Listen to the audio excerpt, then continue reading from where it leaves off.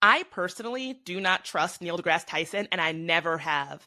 Honestly, I could probably do an entire series breaking down the many reasons why that is, but I realize that people might not know about all the different women who have come forward with allegations of sexual misconduct against Neil deGrasse Tyson, ranging from sexual harassment on the job to outright sexual assault. These allegations did kind of fly under the radar, so if you were not plugged into some of these spaces, you might have missed it.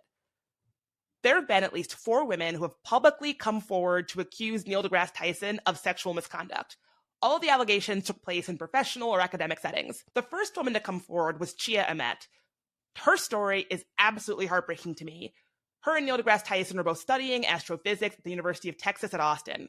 They were the only 2 Black students in their grad program.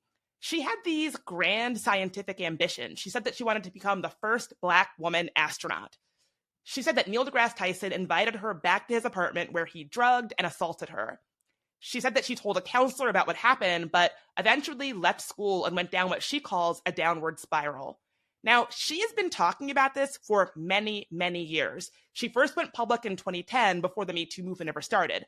She filed a police report in 2014, and BuzzFeed talked to people in her life in her past, like going back to her ex-husband, and they confirmed that she had been talking about the fact that something traumatic had happened between her and Neil deGrasse Tyson for a long time.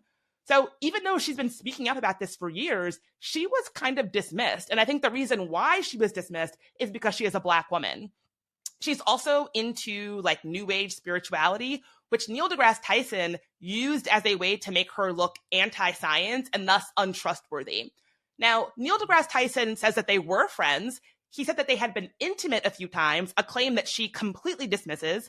He dismisses her allegations of assault, and in doing so brought up that she had an odd interest in new age healing and actually suggested that she might have been having a false memory. So let's talk about the incident that Neil actually cops to. Caitlin Allers, an astronomy and physics professor, said that she met Tyson at a gathering of scientists in 2009. And when they met, he kind of grabbed her and reached down her dress to peek inside. Now, Neil deGrasse Tyson does not dispute this. In a Facebook post, he confirmed much of what she said happened. However, where she frames this as an overtly sexual gesture and an invasion, he says, oh, it was a misunderstanding. I was just excited to see her tattoo and wanted to see more.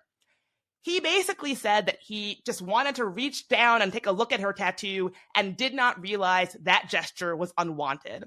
So we are meant to believe that a man in his 50s, an educated professional man, did not realize that it was not cool to reach his hand on a fellow scientist's dress in public at a professional gathering of scientists. And I really hate how he frames this as like, oh, it wasn't anything sexual. I'm just bumbling and awkward. And this is my point with Neil deGrasse Tyson. He is someone who ostensibly is meant to be getting the public more interested in science as a science communicator, but his own actions create a hostile environment for women. It is exactly the kind of environment that pushes women out of STEM and STEAM fields. And in my mind, this is all connected. We see the same thing from his buddy Elon Musk. These are men who treat women in their scientific and professional orbits badly, and then they get to benefit from playing dumb about it.